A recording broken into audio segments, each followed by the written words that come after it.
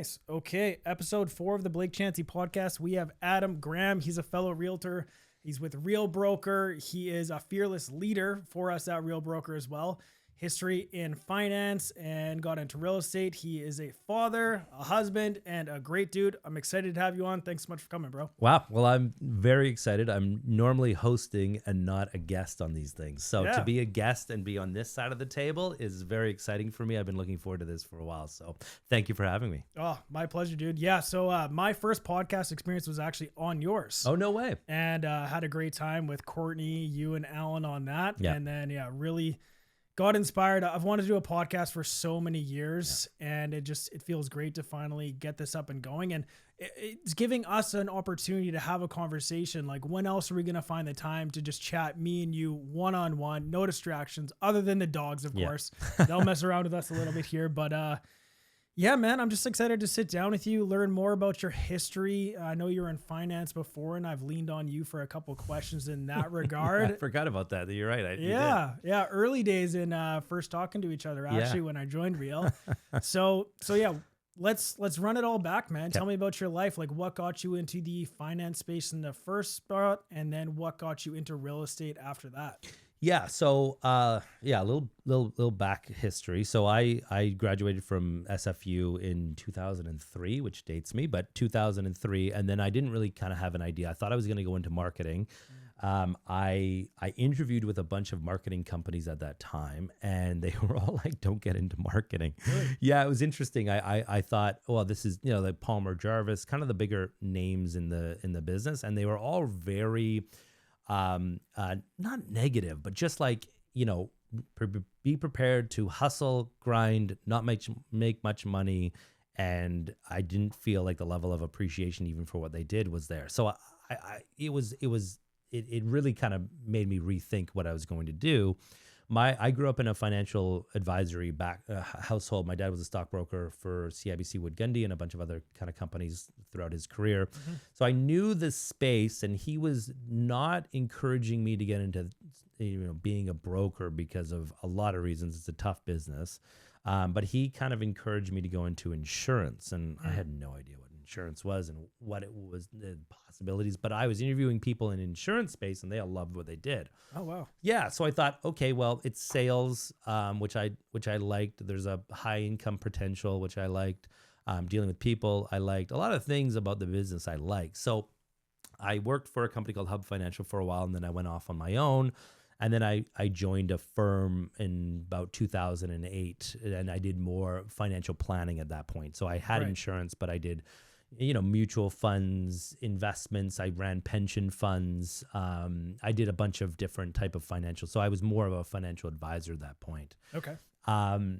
So I did that for about 10 years. And long story short, that I won't get into in a public platform, that didn't work out with the company that I was working for at that time. Okay. Kind of a acrimonious end. It was unfortunate. Learned a lot of lessons in the meantime, but I sold the business back to my business partner at the time, and just went, okay, what am I going to do now? Yeah. And that was 2015, 14, 15. And at that time, my mom was in Bosa as a sales manager. Oh, okay. Sweet. I had some idea of the business from that. The market was hot, on fire, almost a little bit intimidatingly hot, where I was coming into it very new. And I thought, real estate for me was always like that thing in the background that I was like, we bought and sold properties before. I liked what the agent did.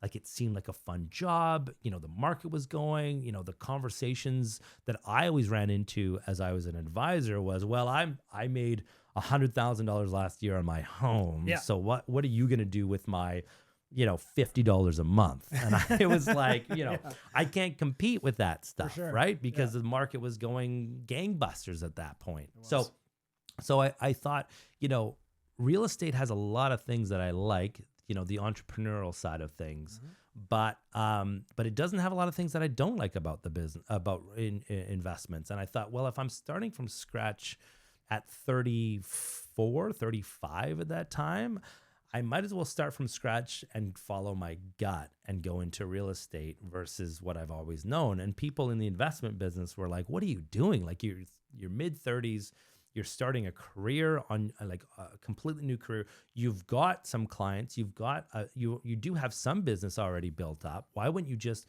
join another advisory firm, financial advisory firm and do that? But I followed my gut of what I thought would be maybe a better situation. I love the marketing. I love looking at homes. I love that aspect of it.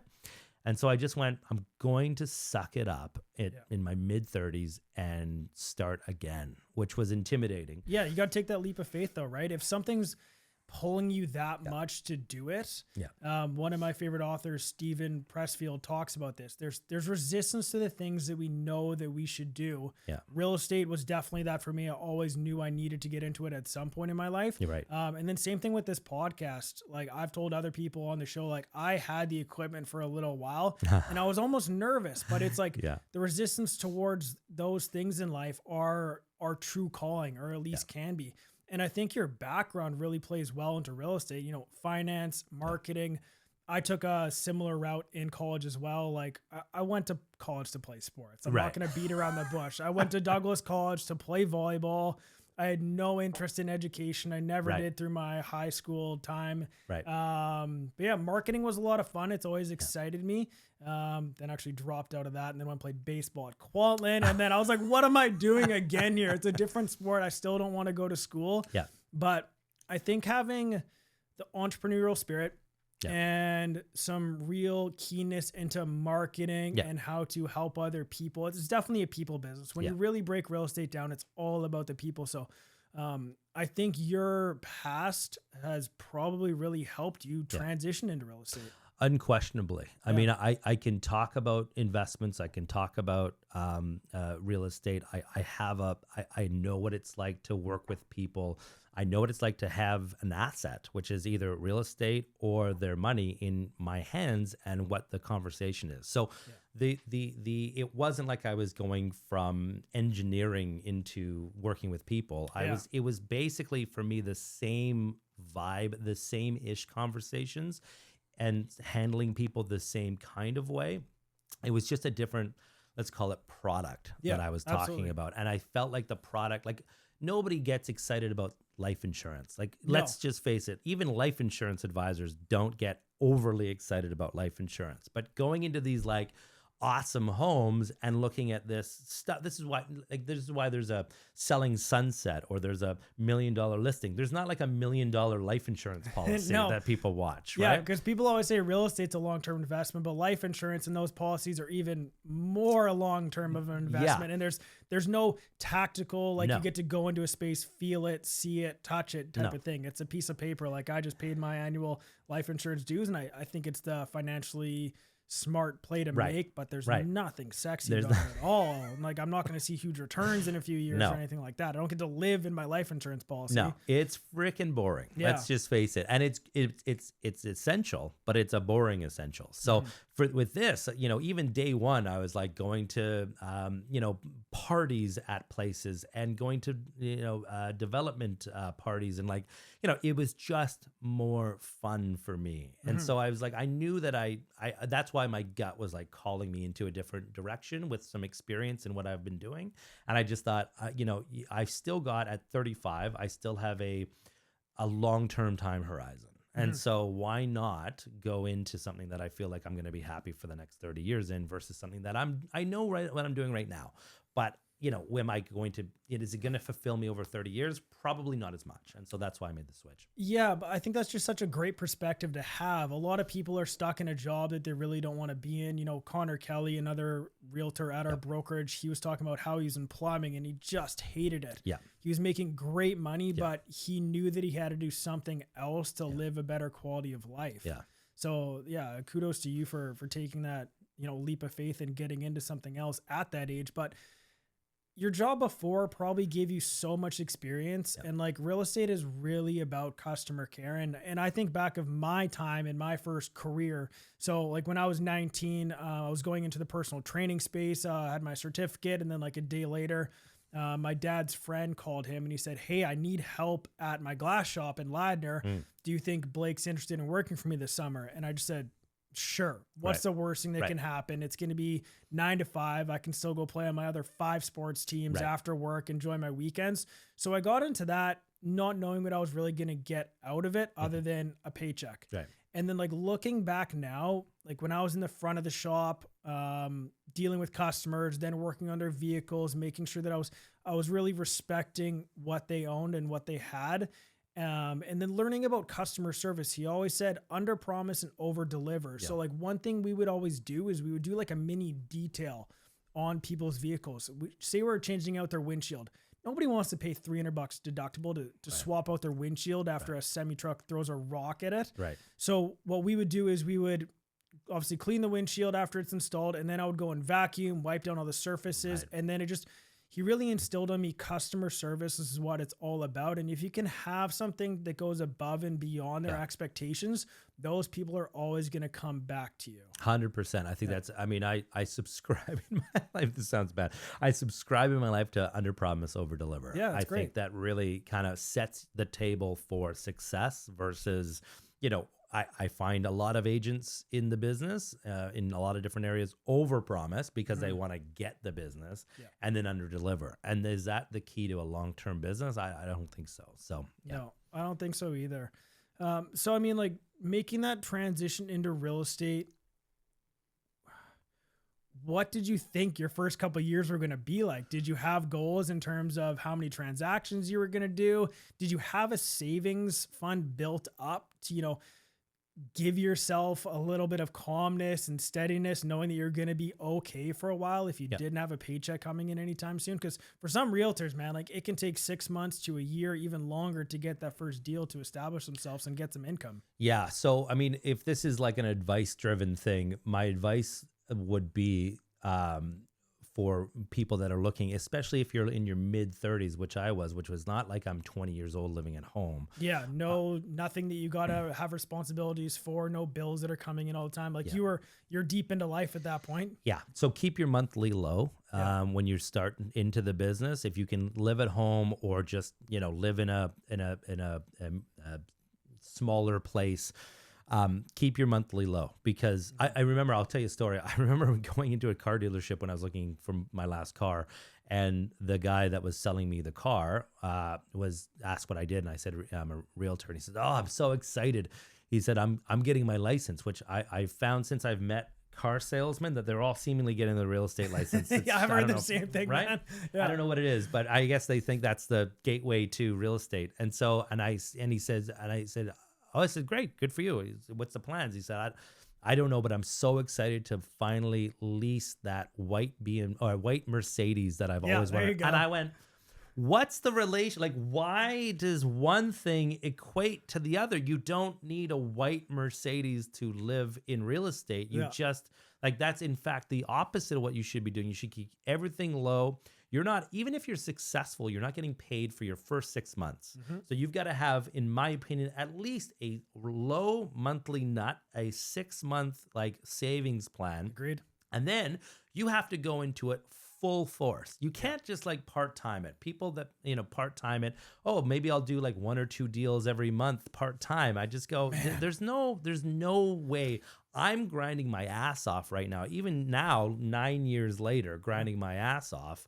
You know, to make a good living, but not like, you know, not $1 million a year, not 7-figure, you know, and I'm going full tilt. What makes you think that you're going to come into this, you know, with your white Mercedes that you've leased and all of a sudden be banging out 1-2 deals a month or even 1-2 deals a year part-time? You got to go into it full-time. For me, what I did was luckily what saved me, not like made me money, but just saved me, was I sold the business that I had back to my original partner. So you had a bit of cash, you had a bit of capital to work with. Yeah. So I had what I knew was, and I'll just be honest with it, I had a $5,000 a month payment coming to me for 4 years. Which, wicked. Yeah. Yeah. Which is breathing room. It's breathing room, right? Yeah. It's not, I mean, $5,000 a month in this business is zero, you know, when it pays for, you know, that's before tax. So after tax, that's paying for basically my rent and maybe some food, not all the expenses that you incur in this business. Yeah. And then, I ran up a line of credit. I think at one point my line of credit, which I was banging up into my very peak, was like $35,000 while I was getting going, right? Because I wasn't, 5,000 wasn't enough to pay, anything else other than just my bare basic expenses. So I was putting stuff against the line of credit while I was trying to make money.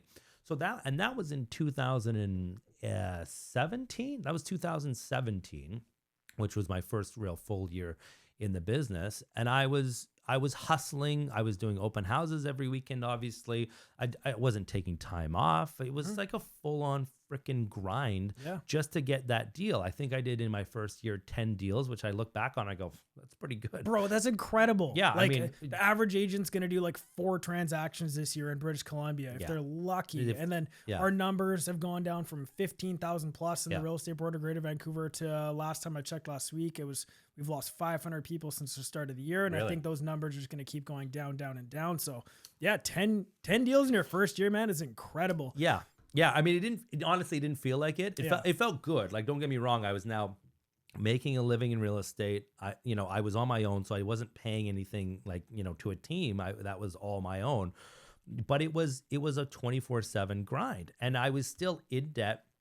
My money was running out from the payment of my of the financial finance sale, and so I was making it work. But I mean, I'll tell you, I've had better years. I've had worse years than that since I started, and I've for the most part had better years. But it's a freaking grind 24/7 for every agent that gets into this business, and I'm very pro agent and pro what we do. I know the street and what the consumer thinks of us is varied. Yeah. I'm not going to say it's negative. It is very varied, but I'm such a pro agent because I know how difficult it is to be successful in this thing, and how much you have to work and how much, let's call it, shit you have to eat, which you do have to eat a lot of it.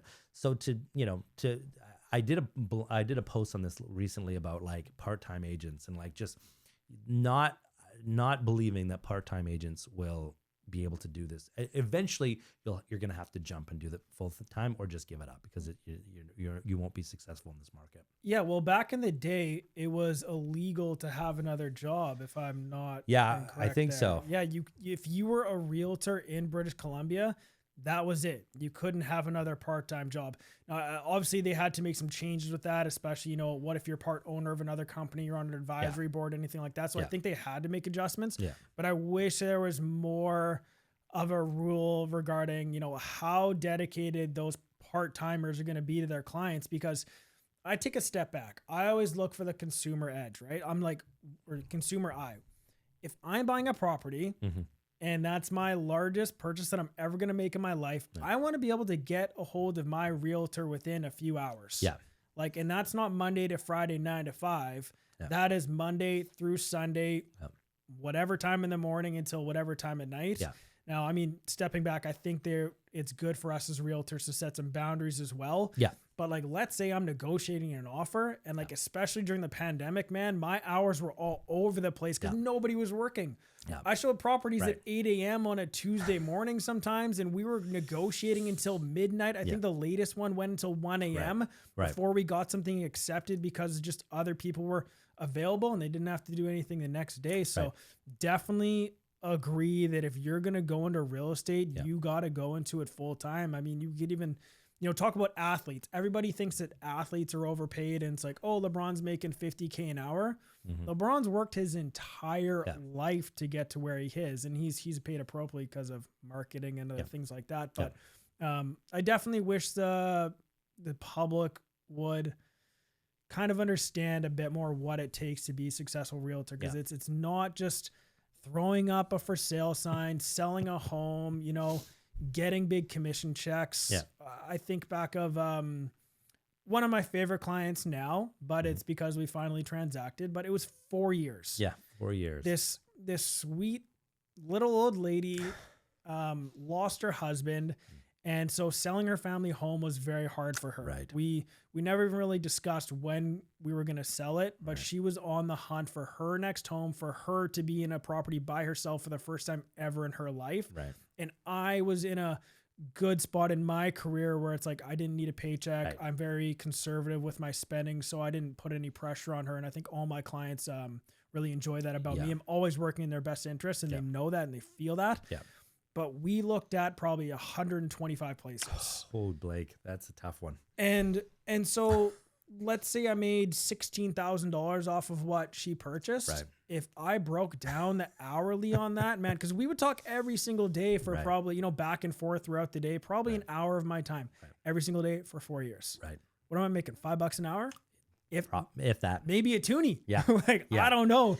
Yeah. Yeah. Well, and you also come from an abundance mindset, and you have the clients, right? So like if you're a hungry, you need the next deal to survive, you're probably pushing her a little bit more because, hey, like I've earmarked you in my mind for like a deal this year. Yeah. You're in my pipeline. I'm expecting something to transact. Exactly. Where if you've got a full-fledged business, you come from a point of like, I'm here to service all these people. It will eventually work out. Yeah. I don't know what order, but it will eventually work out. And so I'm going to help with the process of buying and selling, and I'm able to take that time. But a lot of agents don't have that same mindset or that same business, or they can be on the phone every day or be sending stuff off or waiting 4 years. Yeah. And I'm sure I would have got fired if I was a part-timer. Yeah, I bet you. Oh, 100%. Yeah. Well, even like this week I had where I had to write an offer in 30 minutes, and I was on my way home from a showing, and then somebody says, I need you to write an offer. We're going to be in multiples, but they're looking at the offer right now, and we've decided that we want to write. So like if I have a 9-to-5 job, I can't tell them, well, I'll be off at 5, so I'll write the offer. No, I jetted home, wrote the offer, got our offer involved. But I wouldn't be able to do that if I was part-time. No, I remember pulling over on the side of the highway with my laptop after getting a speeding ticket because I was trying to rush to my next appointment so I could post up there to do it. Right. I literally told the cop, I'm like, I need to write an offer for some clients right now. I know it's speeding. I am so sorry. Yeah. Give me the ticket. Can I stay on the side of the road for the next 20 minutes so I can get this done? And the dude is just exactly what you're doing. He's just laughing at me. He's like, this is ridiculous. He's like, you don't need to speed though. You should have just pulled over in the first place. I'm like, obviously, but I did what I did, right? Yeah. Man, so yeah, I mean, that's cool to hear your background. I'm sure it plays a big part of everything you're doing as a realtor. Mm-hmm. I joined Real Broker a couple years ago, and I made that switch because of the tech. Yep. There was nothing else for me that really attracted me to that company other than that. And it was because of the old systems at my old brokerage I found were very broken. Yeah. What was the first thing about Real Broker that really attracted you to join? Yeah, it was interesting. So I have a bit of a different story with it. So in 2022, my dad left the business. It was after COVID. I was having, I had a 2-year-old. He was helping me manage all that. So we need to rewind it back a little bit because I don't think we talked about that. So your dad is also a realtor. Was. So everybody thinks I joined my dad's business, which I totally understand why they think that. Yeah. He actually joined me. Okay. When I made that switch and said I'm going to go from finance into real estate, he was retired and he was like, well, I've always liked to be in real estate. Would you want to start together? Yeah. And I said, sure. So we studied together. We took the exam together. We passed together. We started. That's wicked, business. Man. I didn't know that. I always assumed that he was in the business before and then, you joined underneath him. Yeah, no, everybody does. That's so cool. Which I totally understand. So it was a kind of like, I knew that when my dad's gone, I would always look back with fondness of working together and having that time. And I knew he wasn't going to be in the business for a long time because he was, older, obviously. And so, but I thought, let's do it. And having the extra help is great too. So we launched together, but he left in 2022. We launched in 2017. He left in 2022. COVID had happened. Open houses were not happening to the same kind of level, and he was transitioning into being a grandfather. So nice. Yeah, so I thought the best career. Yeah, the best career for sure. He'll agree with you on that one big time. So I looked around. I was like, I was at Oakwyn Realty at the time. I liked Oakwyn. I met my spouse through Oakwyn. Like nothing bad to say about Oakwyn. But I was like, is is this going to be where my career lies forever? And why not, since I've now had this transition of being completely on my own, why not look around at other stuff and see what's going on? So I interviewed with teams, I interviewed with brokerages. I just kind of got a lay of the land, and I thought maybe I'll just land at Oakwyn and that will be it. Yeah. And I'll be honest, I reached out to one of the managers of Oakwyn, or one of the owners of Oakwyn, and I didn't get anything back in terms of I want to meet with you and discuss with you some things. I didn't get anything back from that person. So I kind of went, okay, well, lesson learned or message heard. And then I was starting to follow real estate agents across Canada because I was happy with my career, but I wasn't like I needed to go next level. And so as I started to follow what I would consider aspirational realtors, I noticed that some of these realtors were joining Real Broker. And I was like, what the heck is Real Broker? Yeah, what is this? What is this thing, right? And I'd never, it wasn't in BC, I hadn't heard of it, whatever. But these people joined it. And then when I looked at Real, I was like, oh, it's like that other brokerage, other cloud-based brokerage, right? And then, but I was like, these agents feel different than that agent does. Right. And so I looked into more of like what the culture was and what the tech was and what the leadership was. And I was like, oh, it's kind of like the best of that other brokerage that I do respect and like what they've done over there. Yeah, for sure. Kudos to them. Yeah, kudos to them for sure. But it has this element of things that I think are, better and more what it aligns with me. For sure. So then I reached out to Tamir, who's the CEO and founder, through Instagram, because I was like, why is this not in BC yet? Yeah. Messaged Tamir, and he got back to me right away, which was kind of an interesting interesting juxtaposition compared to what I just experienced at my existing brokerage. And he sent me kind of on a path of looking, and then I saw a couple agents from BC at the TSX for the opening of the TSX, and they were from BC. So I went, oh, okay, well, something's happening here, because now the BC agents are over in Toronto at that opening. Yeah, there's something. So there's got to be something happening. Yeah. So I reached out to those agents, had a couple meetings with what was going on and what they knew about, and they said, yeah, it's coming to BC. So at that point, I was like, okay, this is exciting for me. This is it's a breath of fresh air into the marketplace. Yeah. I love the leadership. I love the tech. I love what they're doing. I love the progressive, forward-thinking nature. I really kind of got into the details of everything.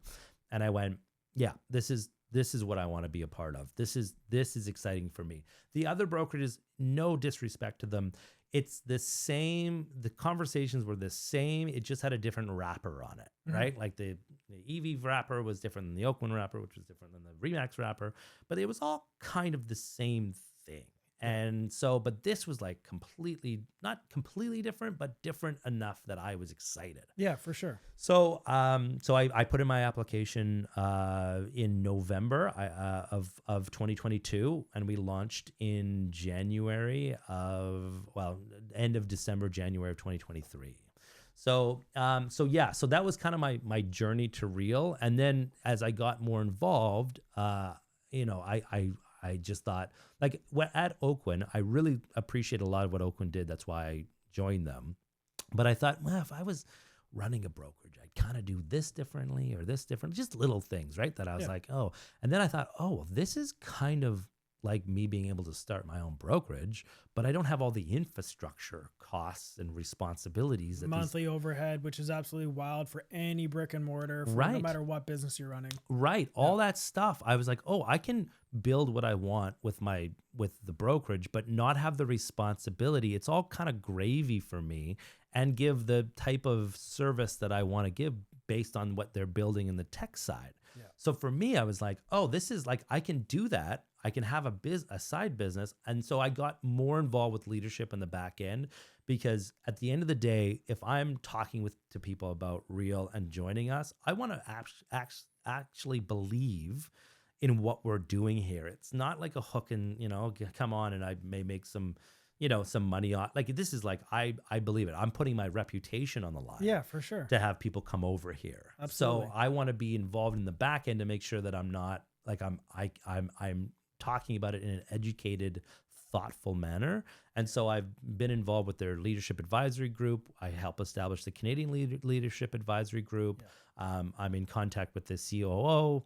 Tamir and I know each other and we'll take a call. All these things I love about what we're doing. And it's on not a local scale, which is, there's positives to that too, but it's on a national scale. And I have equity. I'm building this brokerage and I'm taking part in the equity of this brokerage, which is exciting. Yeah, we all get to win together at Real. Like, it's a really cool platform. I think one of the things that realtors kind of struggle with is saving money. Yeah. And so one option that we have at Real Broker is a 5% stock equity plan. So you can take 5% of your commissions and that automatically goes back into the stock purchase plan. Yeah. And I signed up for that my first year, Yeah. and it was just a forced savings account. Exactly. It's money that's taken out of the check automatically. It's not in your bank account. It's held at Morgan Stanley. So it's just out of sight, out of mind. Yeah. But if you're ever like, oh, like I could use a little bit of cash right now, you have a little bit of reserve in there. So I just think it's such a great option to have.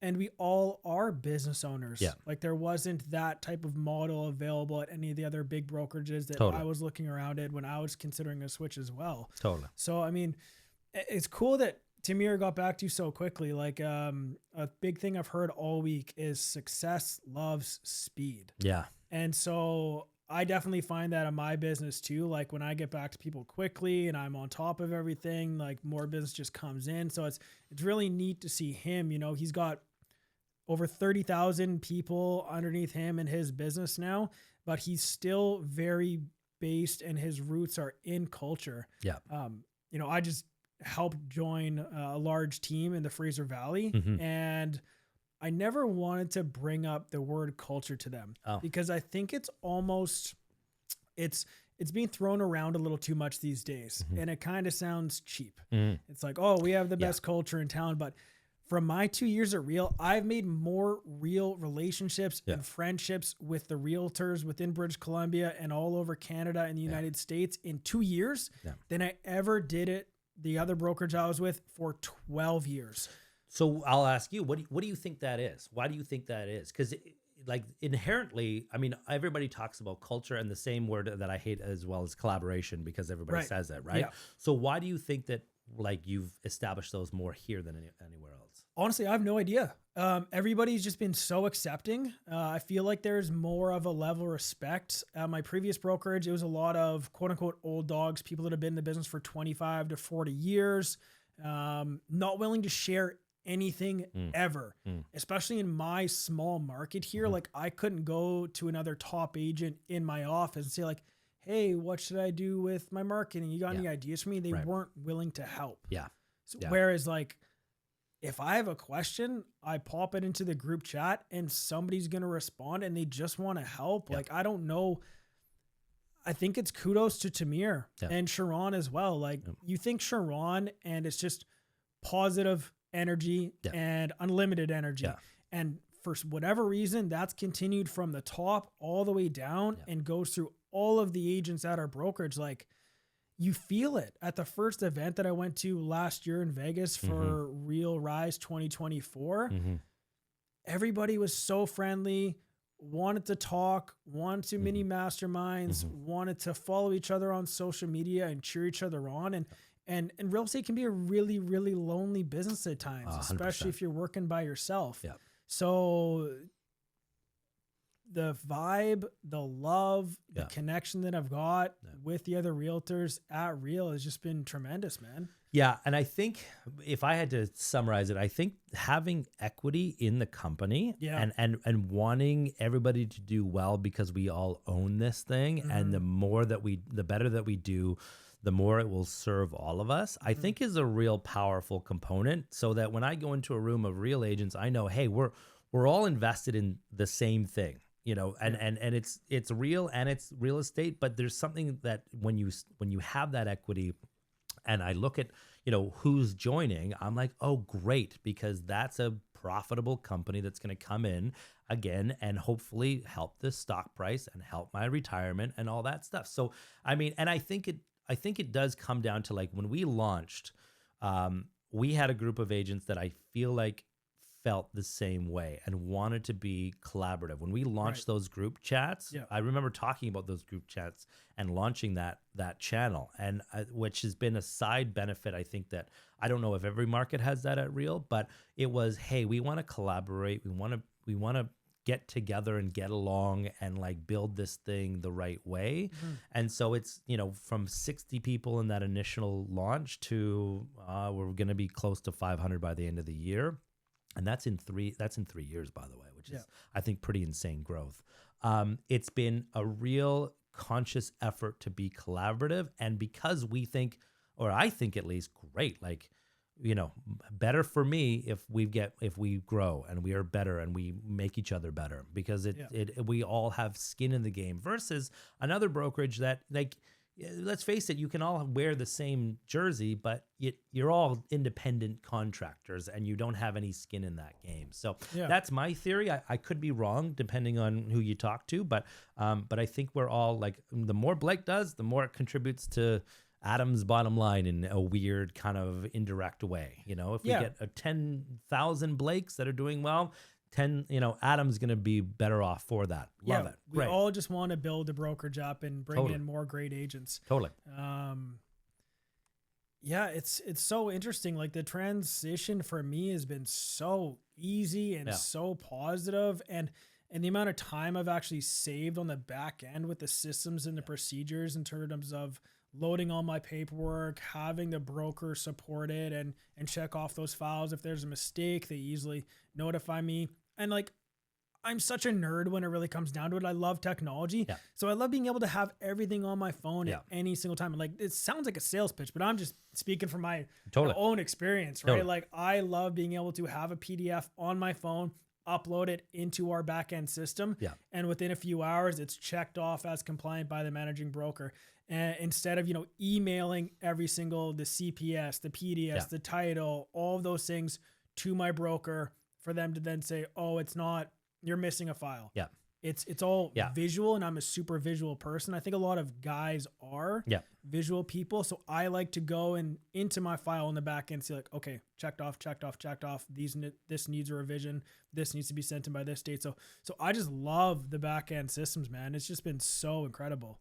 So, and I'll give you a different perspective. I'm not techie. I'm not techie in the fact that, like, I don't know what an iPhone is, or like I'm 78 years old, but I'm not like your most technology forward person. That being said, this has organized me in a way that I've never been organized in my business before, because everything's on one platform. So for me, I was probably public offender number like 1 at my previous brokerage for paperwork going get rogue. And now actually, since I've learned and I've talked to people on the back end, there's worse than I was, but I considered myself pretty bad.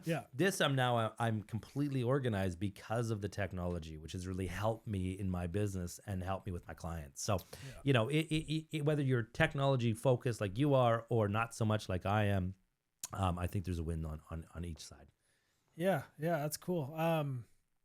Enough about our brokerage. Let's hear more about you, man. What excites you outside of real estate? Are there any books that you're reading that are helping you out? Do you have any other people that you really look up to in your life that are idols or mentors? Like, are there podcasts that you're listening to on a consistent basis?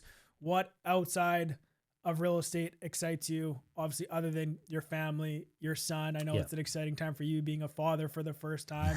And like, how's that been, man? Like, I've got 2 dogs. I'm a dog dad. That's it for now. And like, my journey with Boomer has been very time intensive, from having him as a rescue and me basically agreeing with the Delta Community Animal Shelter that he would come with me everywhere for the first year I had him, because he had such crazy separation anxiety.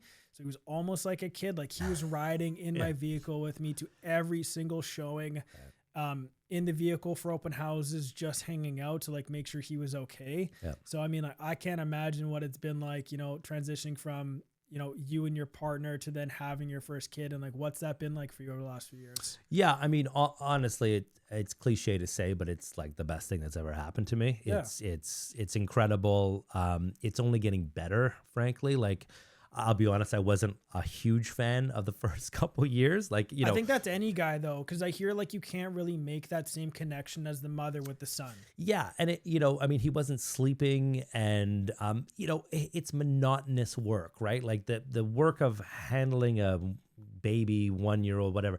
And we didn't have childcare at the time. My dad helped us out a lot, but I was probably taking 2 to 3 days off a week just to take care of him full time. So real tough to build a business, 2 days, 3 days of the week being with him full time while my spouse worked.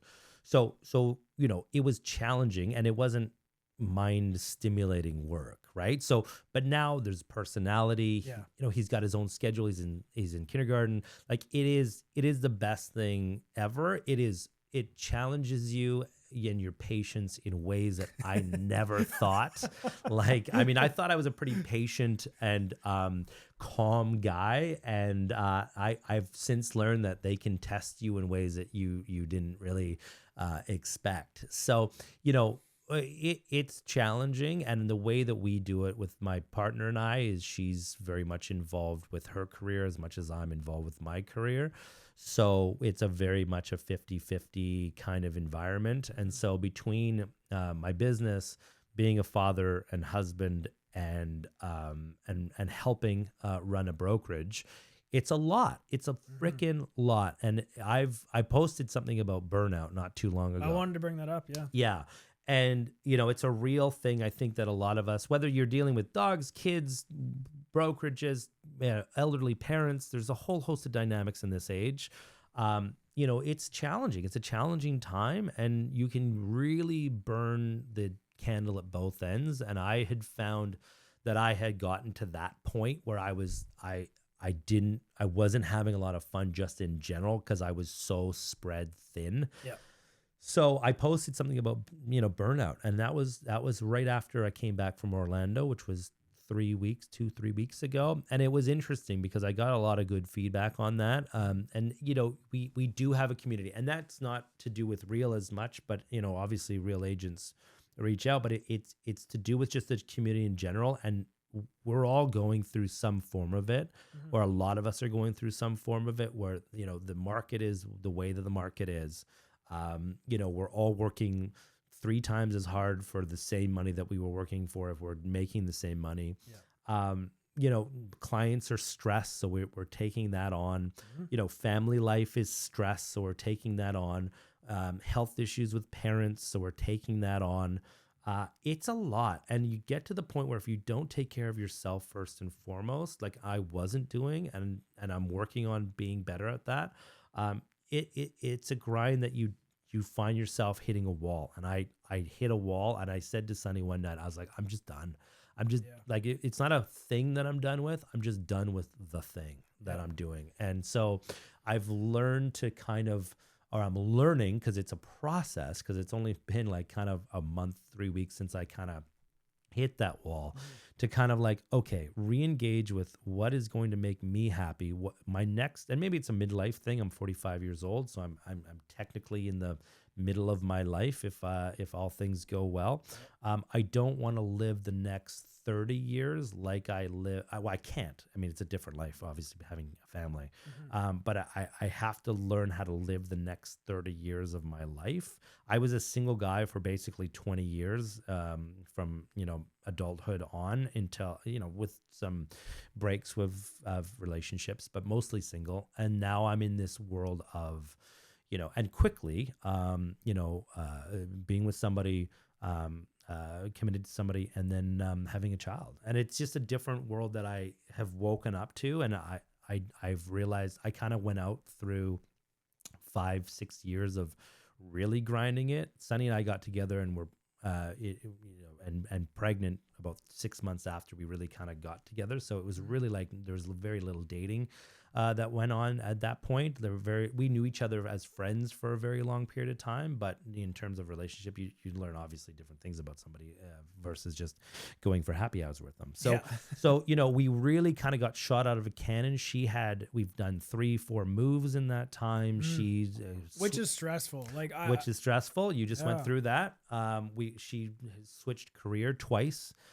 since that time, having a child, COVID, all that stuff. I just kind of got shot out. And recently I just went, nope, like this thing that I've been doing, the grind, hustle, deal flow, trying to find the next thing, go is done. And so what is it? So I'm going and went to therapy. Awesome. Yeah. Good for you, man. Yeah. And I've been going to therapy for years. good for you. Yeah. I think it's, I like, my problems are not, trauma issues, but it's just a general, like, I need a third party that doesn't know me to kind of bounce men's mental health things off of. Absolutely. And then I've gone back to the gym, which has been a great revelation. Let's go. Yeah. And it's just Good. a non-negotiable, and it's still hard. I'm still like not perfect with it, but going to the gym and just taking care. And Sunny's been great. She wants me to take more time for myself. But as you get stressed with the brokerage, your own career, your family, and especially as a man that cares, you get put really on the back burner, and that won't serve myself, my clients, my family, my business anymore if I continue to do that, because I'm going to grind myself into the ground and then really have a mental breakdown. Yeah. So. Yeah. It's interesting. I just posted this morning a clip from the podcast with me and Connor talking about how important mental health is. And that's why I go to the gym. I'm lucky enough where through my teens, I struggled with confidence for whatever reason. I was like athlete of the year in my high school, did okay in school in terms of grades. I had good friends, but something always felt a little off. And then I was still playing all my sports, but I started going to the gym, and it just brought my overall anxiety levels down further and further and further. And then I started seeing results in my physical appearance. Right. And the family that basically it was a family at the gym. The people, the trainers that I would see on a daily basis, the other people that were going to the gym, it's a place where everybody's going to just try to make themselves 1% better or deal with the issues that they're struggling inside. So the post this morning was, when Connor has other new agents asking him like, hey, like, what should I do? Like, I'm a new realtor. How can I grow my business? It's like, cut out your vices, go to the gym. And that can be a way to anchor your day and create some stability. And for me, I go to the gym just because it's a great way for me to balance my mental space out. Like I can go in there and appreciate what I'm doing for myself. Like I rarely honestly want to go to the gym. And like this morning we got up a little bit later than usual. And I'm like, okay, I have to go to the gym right now or else I'm not gonna be able to do the other things that I have to do. And so I went, and I was super low energy, shitty sleep. I left the gym after seeing another good friend of mine, another person I always say hey to at the gym. And I left there with gratitude, proud of myself, way more energy, and just a positive outlook for the day. Like it's, if you could bottle up going and getting a hard workout into a pill, every single person in the world would be taking it right now. Totally. Yeah. I really want to take a minute, man. Like, thank you so much for saying and doing your post about burnout, because I don't think enough people, and especially men from my perspective, I'm a man, I don't think that's a bias by any means, but we're afraid to have hard conversations about where we're at mentally with other guys. Yeah. I don't mind doing that. I'll give my credit to my dad. He's very honest with his emotions with me. He was never a guy that was like, bury it and suck it up and, whatever. So I've taken that on. The people that I've surrounded myself, my buddies, we're going away this weekend to Bowen Island. We do this once a year. We talk about our feelings. We talk about our life, what's going well, what's difficult. The vulnerability is there. It's a no judgment space. Beautiful. And and it is. And we all look forward to it. We all get reinvigorated. There is no shame in talking about this stuff. I think especially with social media, it's a highlight reel, and the best things that I've ever done, and you don't want to do it too much because then it gets to be whiny, but the best posts I've ever done are the vulnerable, hey, things aren't going great posts, because the amount of conversations I have from people that I don't talk to, but follow me, whatever, I had it the other day. I woke up and I had a long message from a guy that I know from the business and from a little bit outside, but I haven't talked to him in at least a year. And he had a long post about, hey man, like stick it out. And like, we all get there and it's, it's tough. Great to wake up to. And then right after that, I had a call from my inspector and he's like, hey man, just checking in to seeing how you're doing. I saw your post, right? That's awesome. And that was 3 weeks after I posted that. And I've had countless private messages on that. And I go, it's sometimes you just gotta let the air out and give people the opportunity.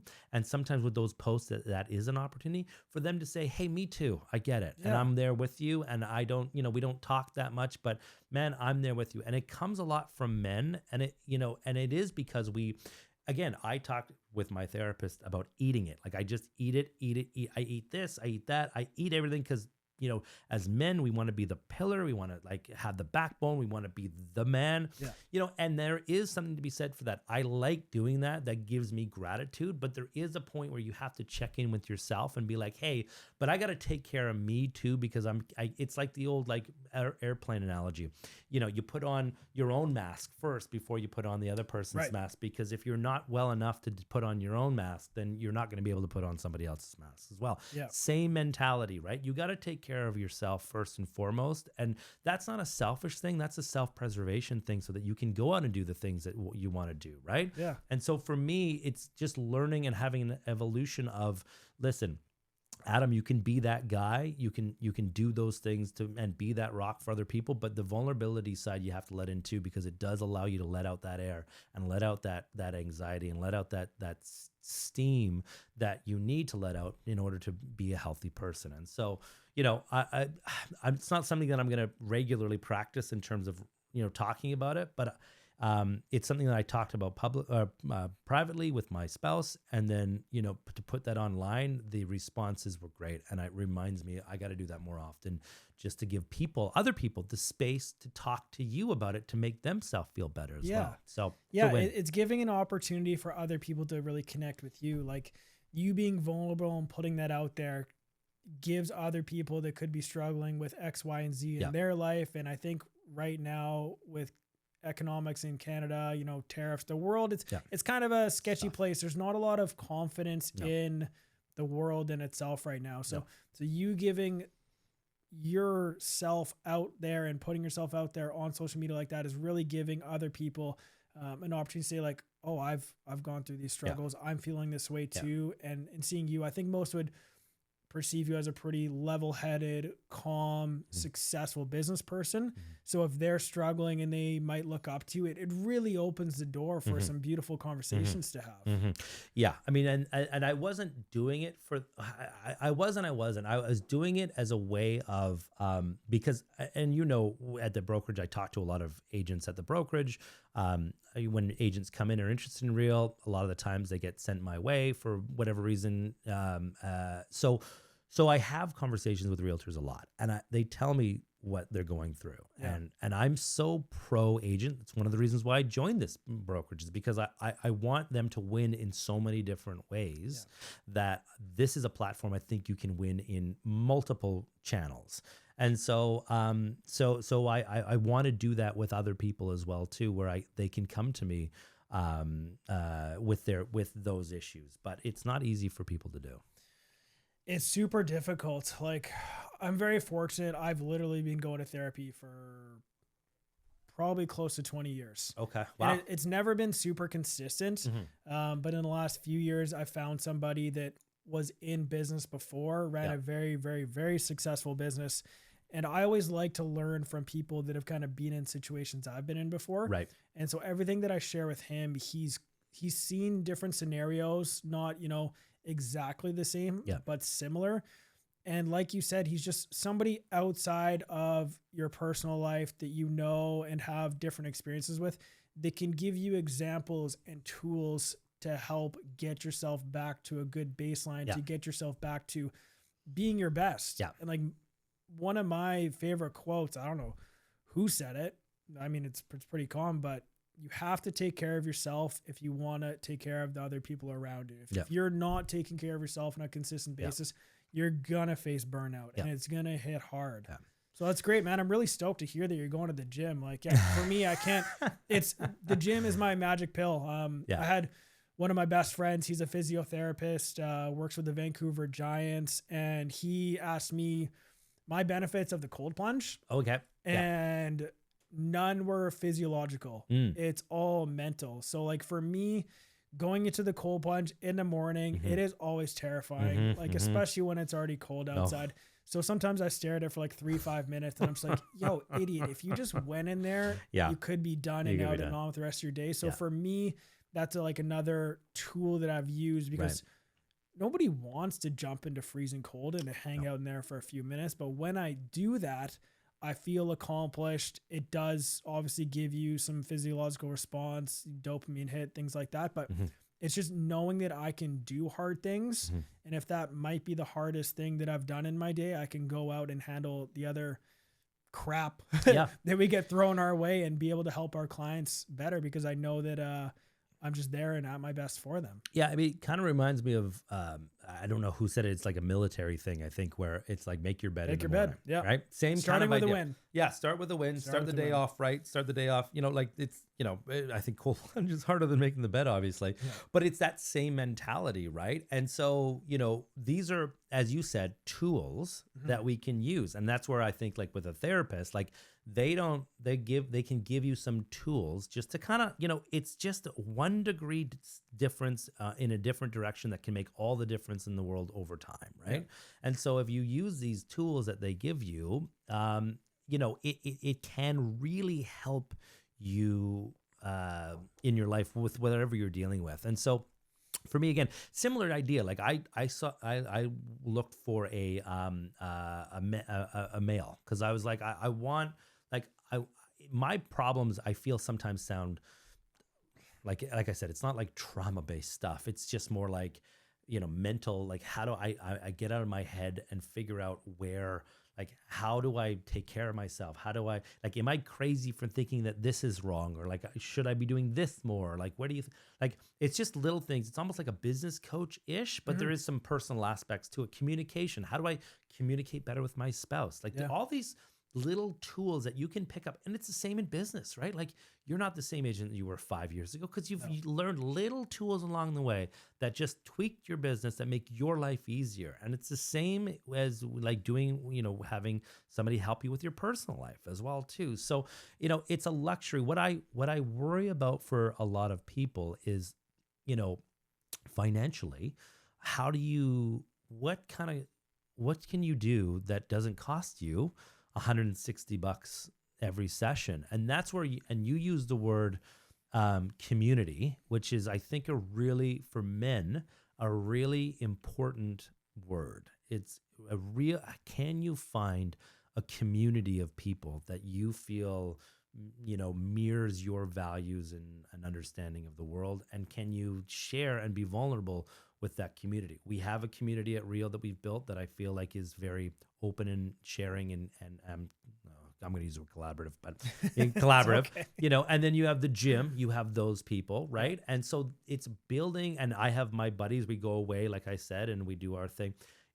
We need as men community to be able to then, I think, feel and open up and feel comfortable with opening up, because what we go through and what we discuss is different than what maybe a female and their community. There's women's groups, there's Women of Real, there's a bunch of, right? And that's not looked upon, or it shouldn't be looked upon at least as negative, but we need the same thing. And in fact, I think more so we need that because we have our own set of issues, but we don't ever, you know, the idea of having a Men of Real would probably not go well, but something I don't think it would. I've talked about that before, and I don't think it's a good kind of public image, but I get the idea and the place that you're kind of coming from and discussing, right? Like my favorite relationships that I've built over the last 10, 15 years post high school and all the people that I grew up with are other guys that I can just be vulnerable with and tell them if I'm having a shit day. Like, hey, how's it going, man? It's like shitty. Yeah. I've had a very hard few months. Things are rough right now. Right.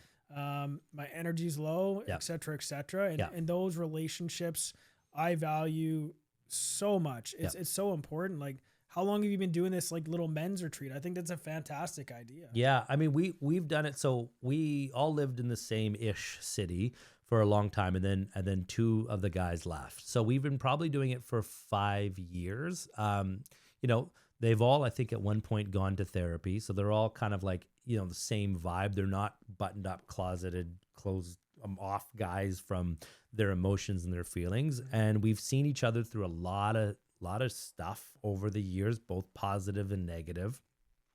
And so I think, you know, as we are now middle-aged, one of the guys just lost a high school friend. I don't know how the person passed away, but I lost a high school friend just this last week. And so, you know, the older you get, the more you appreciate your tribe, your people, your guys. Sure. And these guys have context, the history of me from when I was 20 years old, because that's kind of when we all met. So it's important, and we all make, and our wives are very understanding. They get it. They're totally in on it, to, you know, have us have that time. And we know about when it's going to be. It's going to be late November, early December. And it's our time to really just like, you know, unwind. And I texted them this morning. I was like, you know, I always look forward to this trip. I almost need this trip right now. Right. And so we're excited about it. And so you know, not that I'm giving advice, but I encourage men especially to find their community, whether that be in the work community, like a brokerage, whatever that may be, or whether it be friends or wherever, or a therapist or something where you can share your vulnerabilities and what you're going through with other men, especially because, you know, we do commit suicide 4 times as much as females do. We do. The numbers are staggering. The numbers are staggering, and it doesn't have to be that way. And I don't think that we inherently have that in us where that's where we want to end things. But it obviously there's reasons why that is, and I think that if the more, and we're better than we were, I think 20 years ago with all this stuff. We're seeing so much improvement. We're seeing improvement. It's not a stigma anymore. It's not like it's not like the 50s where you just eat it and you know. I mean, like, I'll give you an example. My grandpa, he you know, he was, you know, for lack of a better word, known as crotchety when he was, you know, when I was young. He was like the grumpy grandpa that wasn't very nice, and like, you know, he was fine with us, but like, you know, wasn't the best dad growing up. When I look back on that now, I'm like, oh, he was probably either depressed or anxious or had some trauma that he had. Like, he was just, you know, crotchety or like mean back then. And now I look at it in this view, I'm like, oh, he needed help. Like, he needed help. But bearing the weight of the world on his shoulders and just sucking it up every day and not thinking he's not allowed to talk about it. Totally. Yeah. And came from, I know, a traumatic upbringing. There was never even a conversation of, hey, maybe we should get him help.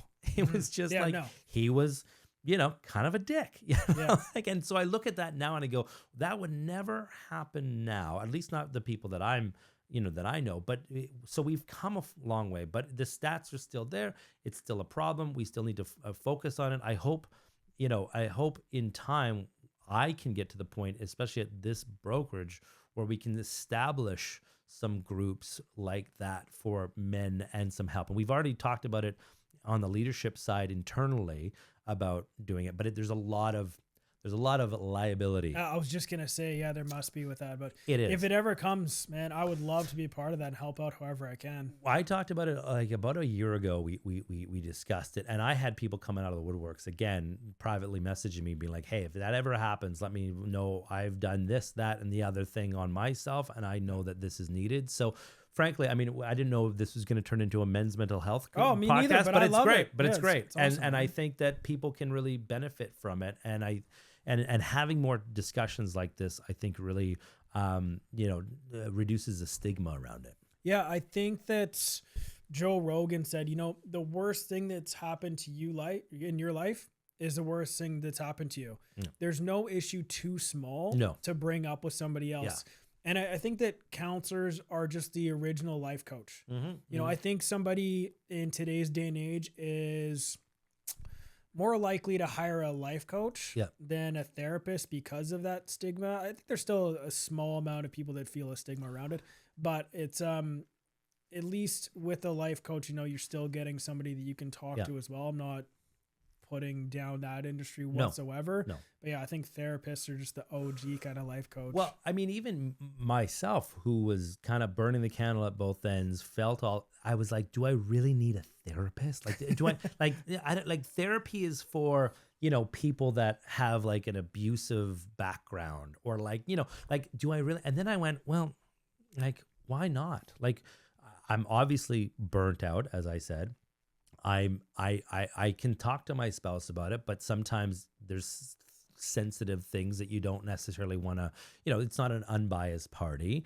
I think that I could use like a kind of a tune-up. Like I look at it as like a car. Yeah. Like, you need to go into the shop every so often and make sure the oil's changed and the brakes are still good. And like, it's the same thing with the human being. Like sometimes you need to go look under the engine, make sure everything's good. And obviously I'm feeling like there's something wrong with the car. Yeah. So I'm going to go into a professional and try to get some tune-up. And my guy said, like we can do 10 sessions. And, I think that's kind of what we probably need, but we could do more, but let's just commit to 10 for now. And because nothing gets solved in one session. And I said, that's great. That's kind of what I'm feeling too. And maybe I'll go back in a year. Maybe I'll continue this for the next year. I don't know, but I do know that like it's helping. I need it. I luckily have the financial resources to be able to, pay for it, which is a luxury. Mm-hmm. But I think that it's nothing more than just that. And so to have a stigma around that is ridiculous. It is ridiculous. I think that's a great perspective to have on it. It's just a little tune-up. Like when I usually book my sessions, I just book them out, once a month. If I know things are tough, I'll do once every couple of weeks.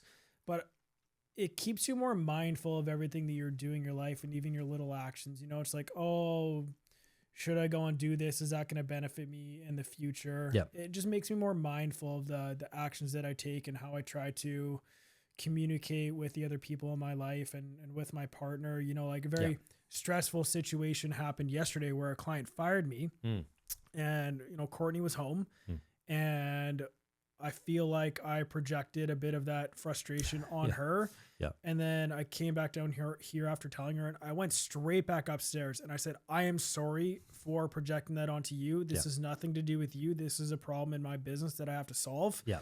The funniest part about that is that 6 hours later, he says, thank you so much for your explanation. We'll continue with you. Oh, no kidding. See, there you go. Right. Like, it was wild. I mean, that's the tools that you've gained over time, whether that be therapy or whatever, one, solve the problem with your spouse, which is frankly the most important thing. Clients will come and go. Your spouse is your spouse. Exactly. And then, obviously gave you the perspective to go back, not in a vengeful FU way to your client, but in as a clear-headed way that then explained that they understood that they came back to you, which is a real rare one. Yeah. When you get fired, normally they're gone, but you are able to navigate that in a way. And that's personal, that's interpersonal stuff, right? That's not business stuff. You were doing that because you knew on both ways that how to handle things personally. So that's great. And that's the stuff that I think that we can gain from just perspective and working on ourselves and getting better every day, whether that be with somebody, a therapist, or without, but definitely having another set of eyes can definitely help. Yeah, it's definitely a tool that I've learned along my journey. It was kind of, respond in difficult situations from your future self. Yeah. So how in 5 years from now, am I looking back on the situation? How would I have wished I had responded? Right. And clearly that paid off in like a huge way for both my personal life and my professional life. Yeah. I mean, that's a big one, right? Like we all have if I knew now what I knew then, I would do things differently. Yeah. And that just comes with age, perspective, and experience, honestly. I mean, but we all look back on stuff that we did and probably would go, I did this in the moment because I was pissed or because of whatever. Yeah. And I probably wouldn't do that moving forward. And I'll be better next time. Yeah. Yeah. I know you got a busy day ahead, man. This was completely unexpected, but beautiful. I love it. I love the way this went. I want to have more real conversations with people like this. So thank you so much for your time. It's been great to sit down and talk with you. It's been fun. Thank you so much for having me. Yeah. Appreciate it. Perfect. Cool, man. Good, man. That was great. Sweet.